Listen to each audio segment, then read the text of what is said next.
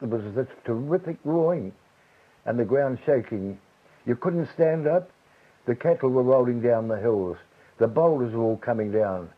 And all the fence lines were creaking, and the staples and the twinging and the rumbling noise.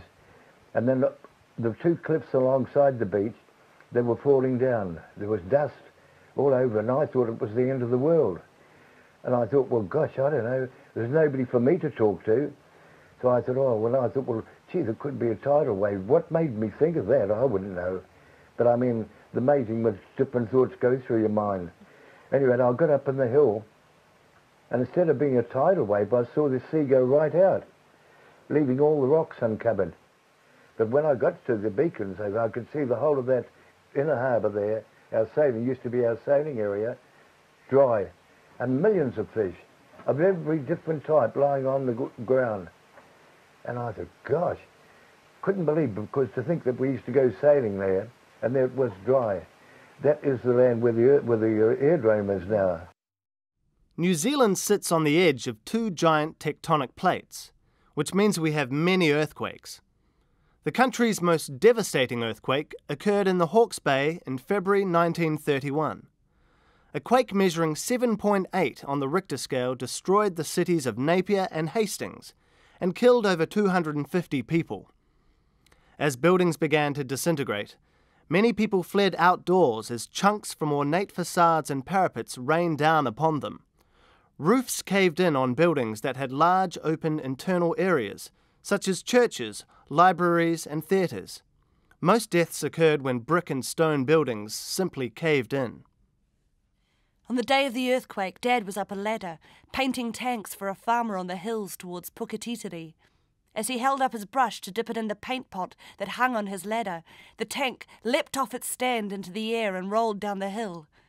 He was a phlegmatic man, my father. His main thought was that if he'd been in front instead of at the side, it would have taken him too. In Napier, the recently built nurses' home collapsed, killing clerical staff and off-duty nurses who were sleeping. In nearby Hastings, 17 people died when Roach's department store collapsed. 15 people died at the Park Island Old Men's Home near Taradale, though a 91-year-old man was pulled alive from the rubble 3 days later.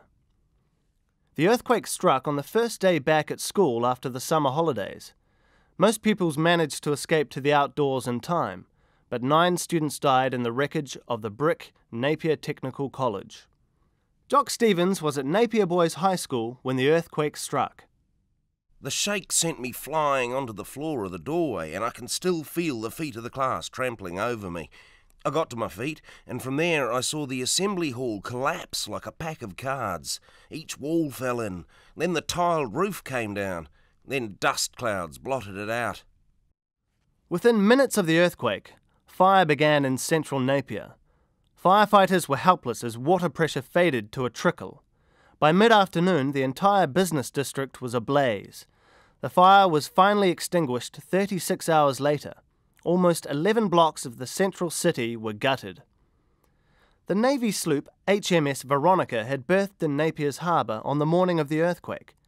When the earthquake struck, the bottom of the harbour rose, leaving the ship aground. The Veronica radioed Auckland, and within hours 2 cruisers were on their way. Each carried 450 men, as well as doctors, nurses and medical equipment.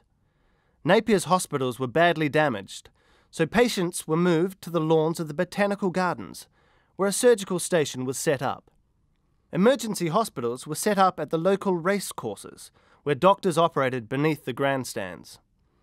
Though the earthquake was a terrible tragedy, it did give a unique opportunity to almost completely replace a town centre using the most modern styles available.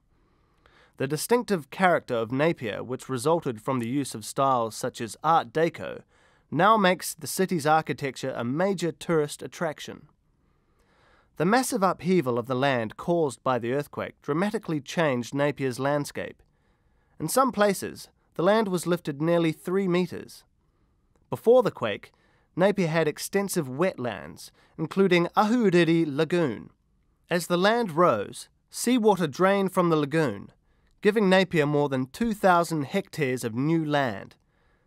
The lagoon became productive land, and the site of the present Hawke's Bay Airport.